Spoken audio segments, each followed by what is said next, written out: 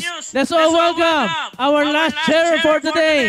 Dating OFW, ngayon ang ganda ng buhay at nagpapabago ng maraming buhay sa Alliance in Motion Global. Let's all stand up and welcome Danley Santos! Hello, hello, hello, hello. Ayan, good morning!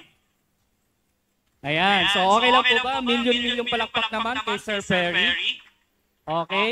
And of course, nag-share na si Coach AK, palakpakan niyo naman siya. Ayan. And syempre kay Coach Crazy, sobrang crazy talaga siya. Palakpakan yung bonggang-bongga, di ba? So ayan, so ano pa ba? Hindi na ako mag-share kasi wala na tayong oras. Okay, pero sabi mag-share pa rin tayo. Pero okay lang po ba malaman sino dito yung mga first timer? Yun ngayon lang nakakita ng artista. Ay, joke lang.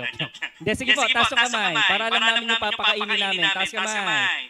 Dumadami pa kay baba na. Pero okay lang po ba? Palakpakan naman natin yung mga first time. Ayan. So, syempre, shout out tayo dahil live tayo ngayon sa Facebook.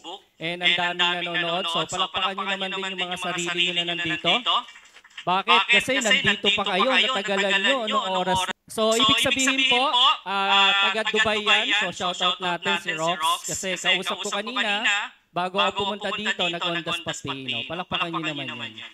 Okay, so asan yung clicker natin?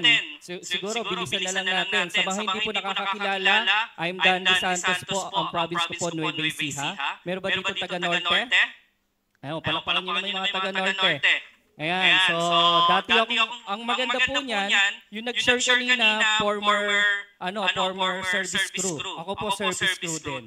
At isang teacher yung nag-share na pangalawa, ako din teacher din. So ang ganda ng combination namin. No? Former OFW sa Dubai, service crew, teacher by profession. At dahil po dito, naging Millionaire Circle, Global Ambassador Prime, Car Achiever, and House of Light Achiever. Sino gusto magkaroon ng sasakyan? Tasa kamay! Yan. So, thank you sa energy nyo guys. No? So, yan. Before po, sino po ako? Yan po ako dati. Yan. So, dati po ako service crew sa Jollibee. Both of my parents po, walang work. Nanay ko, housewife. Kikita lang siya pag may tanggap na labada. Tatay ko naman, Kristo. Alam niyo Kristo? Hindi yun Diyos. Yung po ay sa sabungan. Yung tagatawag ng meron, wala. Okay, so sad to say, my father po first atake, hindi na po siya umabot ng hospital sa morgue kagad. So, ibig sabihin, bata pa lang po kami, sanay na po kami sa hirap. Okay? So, hindi po kami kakain and we experience na 10 years wala po kaming kuryente. Hindi namin kaya bumili isang kilong bigas, 1/4 lang, lulugawin na nanay ko yun para magkasa sa amin tatlong magkakapatid. So, ibig sabihin, laki ko sa hirap, kaya wala akong choice. Sabi ng nanay ko, kailangan kong graduate para kahit paano hindi ako makatulad sa kanila. Kaya kahit nung yun nga lang, huwag nyo munang palakpakan. Bakit? Pagka-graduate ko, akala ko madali ang buhay. Wala din po nangyari. So, ibig sabihin, bata pa lang ako, gusto ko na mag-negosyo. Kasi ang mindset ko, ang umaasenso, yung nag-business. Tama mali? Kaya naisipan kong mag-abroad kasi kadalasan daw nag-abroad, gumaganda yung buhay. So nag-Dubai ako and meron akong naging ipon pero puro resibo. Alam niyo yun, puro sama ng loob. So ibig sabihin wala din. So ibig sabihin, yung na-invite ako dito, hindi ko siya hinanap. Okay? Siya po ay pinag-pray ko. Nasabi ko, one day, Lord, bigyan mo ako isang opportunity na pwedeng mababago ang buhay ko. The problem, invite ako dito, may puhunan. Tama mali. Kaya sa mga first time dito, ito pinegosyo, may puhunan po ito. Pero the problem, wala akong pera, wala akong savings, wala akong puhunan. Pero may paraan ako. Nakita ko yung motor ko, ano ginawa ko? Sinangla ko yung ORCR ko para gawing collateral, para makapag-join dito. Tama? Ayan, kulang pa, nangutang po ako. Alam niyo po ba yung Sangla ATM? Dumaan po ako dyan. Kasi ang pananaw ko sa buhay, okay lang sumubok na magkamali kaysa hindi mo subukan na pwede mo pagsisihan habang buhay. Tama? Hindi importante na magkamali, hindi importante na ma-reject, hindi importante na mag-failure ka. Ang importante, sumusubok ka. Kahit hindi para sa'yo, at least sinusubukan mo. Tama ba? Ang nangyari sa akin, sinubukan ko siya, pero hindi ganun kadali. Akala mo pag nag-join ka, excited ka, sasali yung mga taong unang-una yung pamilya mo, magre-reject sa'yo. Totoo po yun. Nangyari po sa akin yun. Yung mismong girlfriend ko, hindi po naniwala sa akin. So, ibig sabihin po, siya yung una nag-reject. Ganun din po kayo. Unang-una yung family nyo, nanay nyo, magulang nyo, yan ang unang magre-reject sa inyo. Bakit? Kasi hindi nila nakita yung nakita mo. Tama? Meron kang nakikita na one day pwede ka maging successful dito pero sila hindi nila nakikita. Tama? Pero okay lang yun. Concern sila sa inyo na baka mamaya ma-fail kayo, baka mamaya ma-scam kayo. Tama ba? So anong gawin mo? Ipagpatuloy mo. Bakit? Ikaw yung nakakita. Hindi naman sila. Ikaw yung naka-attend. Hindi naman sila. Tama ba? Ipaglaban mo yan. Tama? So anong ginawa ko? Kailangan mo umattend ng maraming training. Paulit-ulit madali. Sobrang hirap. Magkano sweldo? Inabutan ko 32 per hour. In 4 hours, pwede lang ako kumita ng nasa 100 mahigit. So ibig sabihin, sinaga ko po yan. Okay? Ang point dito, hindi yung sahod. Ang point dito, kung sasahod ka na 3,000 per month, kailangan mo atinan ng training. How much more ito na pwede ka kumita ng milyon? Tama ba? Ba't mo tatama rin? Tama? So anong point natin? Kung yung training, pinagtsatsagaan mo na hindi naman mababago yung buhay mo, tama, ang mababago lang yung buhay yung may-ari employer mo, dito mas lalo mong sipagan dahil hindi ito negosyo ng upline mo, hindi ito negosyo ng boss mo, negosyo mo to. Kailangan be accountable. Tama ba? So ano nangyari sa akin? In just a matter of few years, nakabili ko ng brand new car. Yung dating nakamotor, napalitan ng hindi isang car but dalawang cars. Parehong brand new.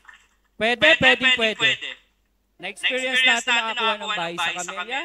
Naging millionaire circle po ako. Ayan, at naging global ambassador. Yung dating negative na asawa ko, positive na siya ngayon kasi milyonaryo na din at global ambassador na din siya. Kaya shout out yan, nanonood yan. Shout out sa iyo, asawa ko, baka magalit at saka sa aking anak na.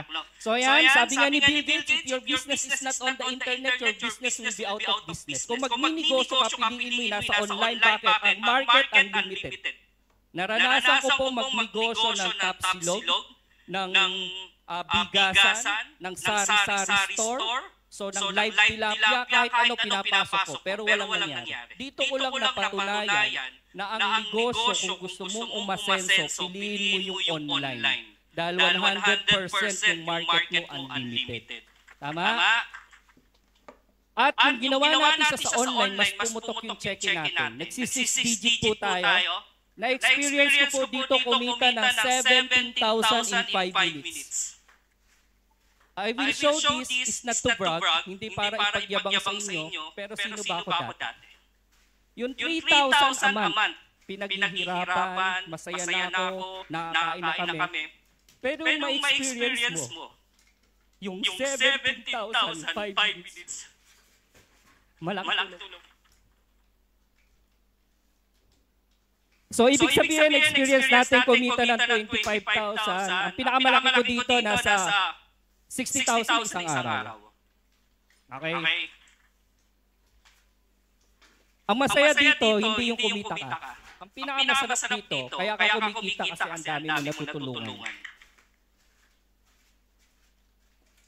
Ayan, kumikita sila ng ganyan. So, isipin mo, hindi lang ako kumikita na isang araw. Na-imagine nyo ba yung... So yan, yung mga hovers ko ngayon. Tapos andito din si Coach Noe. Palakpakan naman natin si Coach. Coach Noe, tayo ka naman. Siya po ay isang OFW. Ngayon nag-for good at na-experience kumita na 71,000 in one day. So anong point natin? Hindi ka dito yayaman o hindi ka dito kikita hanggat wala kang taong pinapayaman. Hanggat wala kang taong tinutulungan. So ang point dito, hindi ikaw. Umpisa, siyempre gusto mong kumita, pero darating ang time, mahanap mo yung purpose mo sa buhay. Na dito pala, hindi siya recruit. Ang importante pala dito, kapag yung tao na kukuhanin mo, hindi para kumita ka, kung hindi para tulungan siya. Kasi pag yun ang mindset mo, pag hindi sumali, hindi masakit eh. Bakit? Ang goal mo lang tulungan siya. Tama? Kung ayaw niya, it's okay, next. Ang importante, ang mindset mo, kaya mo siya kinukuha kasi gusto mong mabago yung buhay niya. Tama? And latest result natin, syempre, itong taon lang po ay last year, November, naging Global Ambassador Prime ako. And this is my third car. Okay, ang pinakamasarap dito, yung hindi mo makuha yung car mo lang. Ang pinakamasarap dito, yung tao, masaya sa resulta mo. Bakit? Kasi proud sila sa resulta mo. Bakit? Kasi nakita nila yung pinagdaanan mong hirap. Tama? Ang masaya sa lahat, darating ang time, yung papalakpak na malakas siya maglalabas ng car niya. Tama? Ikaw yung susunod. Bakit? Simple lang. Andito ka, tulad mo ako. Ganyan din. Umaattend, umuupo. Tama ba? Nakikinig. Ang lagi ko lang iniisip, one day, ako yung susunod dyan. One day, ako yung magsasalita dyan. One day, ako mag-inspire na maraming tao. Tama? Marami sa inyo, hugger, ako hugger din. Maraming sakripisyo, iniwan yung pamilya, iniwan yung anak, iniwan yung nanay, iniwan yung pag-aaral, iniwan yung trabaho. Tama? Ang dami yung sinakripisyo. Kaya wag kang papayag na uuwi na wala kang resulta. Wag. At ang maganda niyan, nakabili uli ako ng lot and tatayo ako po ng dream house. Okay? Ang pinakamasarap dyan, hindi naman yung kumita tayo. Ang pinakamasarap dyan, nakapagbigay ka ng give back sa parents mo. Tama? Tandaan niyo po, gagawin natin to hindi para yumaman tayo. Gagawin natin to para sa mahal natin sa buhay. Na hanggat andyan pa yung magulang, andyan pa yung parents mo, masarap magsabi ng I love you kung may cash. Tama? Yung mga ngiti na yan, hindi mo kayang bayaran ng pera yan. Pero bago lumabas yung mga ngiti na yan, kailangan ng pera. Tama? Aanin mo yung flower kung wala na yung magulang mo. Aanin mo, mayaman ka, riregaluhan mo ng gintong kabaong yung nanay mo, di niya naman ma-appreciate. Anong point natin? Bilisan mo. Oo, bata ka pa, bata pa kayo. Pero ang tanong ng magulang nyo, bata pa ba? Gawin nyo to dahil gusto nyo na masenso hanggang buhay pa yung magulang nyo. Bumawi kayo, bakit? Kung kalahati ng hukay niyan, yung paa niya nasa hukay na. Pinanganak ka, pinaggatas ka, binuhay ka. Ngayon, kailan ka babawi? Tama? So, ipa-experience mo sa kanilang magandang buhay. Bakit? Dahil hindi habang buhay nandyan sila. At nag-iisa lang ang magulang. Huwag kang papayag na bago ka umasenso, wala na sila. Sipagan mo ngayon. Tama? Ayan, ang maganda dyan. Nakapag-resign ako. Meron pa akong contract sa ibang bansa. Pero nag-resign na ako at nag-decide na mag-for good. Ayan, ang pinakamasarap hindi naman yung mama ka. Ang pinakamasarap yung makasama mo yung family mo. Ang pinakamasarap kapag graduation ng anak mo, andyan ka. Lalo sa mga OFW. Huwag kang papayag na yung buhay mo, yung oras mo, ubusin mo sa ibang bansa. Dapat ubusin mo sa pamilya mo. Tama? Kapag ginawa mo to, it's not about money. It's all about time freedom na magagawa mo yung gusto mo, hindi mo hinahabol yung pera. Bakit? Kasi magagawa mo yung gusto mo, kasi may financial freedom ka at may time freedom ka. Yun ang importante. And lagi matatandaan, kanino ka ba bumabangon? What is your deepest reason? Minsan sa inyo kaya madaling bumibigay, alam niyo kung bakit? Simple lang. Kasi ginagawa mo para sa sarili mo, madali yung bumibigay. Dapat hanapin yung pinaka-deepest reason mo na kahit sinong tao magre-reject, magda-down sa'yo, hindi mo papansinin. Bakit? Dahil malalim kang reason. This is my ate. Okay? Yan yung pangalan ko, ito yung bunso ko. Kaya kahit namin nagre-reject sa akin, lagi ko silang tinitingnan. Bakit? Kasi iniisip ko yung future nila, hindi para sa akin. Kaya kahit napapagod, napupuyat, nare-reject, pinagtatawanan, is okay. Bakit? Tandaan mo to. Kapag naniwala ka sa tao na nag-reject sa'yo, hindi sila bibili ng bigas para sa pamilya mo. Hindi sila bibili ng bahay sa sakyan. So yan, So, lahat tayo nagpe-pray, naniniwala ako, tulad nyo, hindi ko ito hinanap. Pinagdasal ko to kay God. Pinagdasal ko. At hindi ko iwanan yung opportunity na to kasi dito na bago buhay namin. The distance between dreams and reality is called action. Oo, na-inspire ka ngayon. Paglabas mo dyan, inspire ka. Pero the question, kailan ka a-action?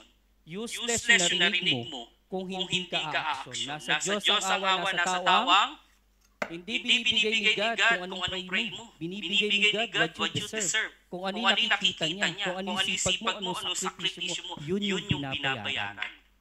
Tama? Yun ang pinabayaran. Sabi nga, kung gusto mo ng pagbabago sa buhay, sumubo ka ng bago. Para sa future at para sa future ng pamilya mo. Piliin mo yung opportunity na pwede ka umasenso sa buhay. Lagi yung tatandaan to. Lahat kayo, deserve yung yumaman. Deserve yung mabago ang buhay nyo. Pero ipakita mo sa itaas na deserve ka talaga sa magandang buhay. Tama? Yan ang piliin mo. Okay? So yan, syempre, bago tayo matapos, yung matino kay Doc Ed, kung malaki kayong problema, mas maraming challenge ang Doc Ed natin. Kung alam mo lang, marami yan. Pero pinipili pa rin niya na nandito sa company natin para sa atin lahat. Kaya palakpakan natin si Doc Ed. And syempre, si Doc Connie, and ayan, si Elvis Presley natin. Okay, palakpakan naman natin ang ating mga Vice President. Diba? Sir Jun yan. And of course, our mentor ko, diba? Si Mentor Ryan at si Mentor Mark Go and Mentor John Bisanuan. And also, wala po akong direct upline. Okay, kung may direct upline ka, swerte ka. After ko mag-join dito, wala pang 1 month, iniwan na po ako. So, anong choice ko? Hindi naman niya ito pangarap. Pangarap ko to. Hindi ako mag-quit dahil umalis siya. Tandaan mo to, hanggat may tao at andyan pa yung sponsor mo, napakaswerte mo. Napakaswerte mo. Bakit? Ako iniwan ako. Pero hindi ako huminto, kaya umalis siya kasi alam ko kaya ko na. Tama? Ayan, and thank you po. And syempre, sa bumubuo ng group namin na High Society, thank you so much. Palakpakan naman natin, Remy. And my team na BRR, shout out po sa lahat. And ito po, iwanan ko po, this is my last slide. Trust in God and trust in yourself. Ito lang po yung pinangahawakan ko sa buhay. Lagi niyong tatandaan, kapag dumating yung time na maraming nagda-down sa inyo, pray ka lang. Maniwala ka kung sino yung creator mo. Bakit? Parang ibon. Nakakita na ba kayo ng ibon na lumilipad biglang nalaglag dahil sa gutom? Wala. Namatay dahil sa gutom? Wala. Ibig sabihin pala, si God, bago ginawa yung ibon, meron ng mga pagkain. Ang gagawin na lang ng ibon, hahanapin na lang niya. Ganun ka din. Kaya ka dinala dito ni God, may mga magpapayaman na sa'yo. Hahanapin mo na lang. Basta magtiwala ka lang sa Creator mo at magtiwala ka sa sarili mo. Dahil lahat ng bagay na imposible, magiging posible sa iyo. Thank you so much! Eto gabi na gabi! Sir Perry! Thank you. Alright, palakpakan naman natin si Danley Santos! Thank you so much, everyone. Thank you so much for joining us today. By the way, we will be having card display sa baba.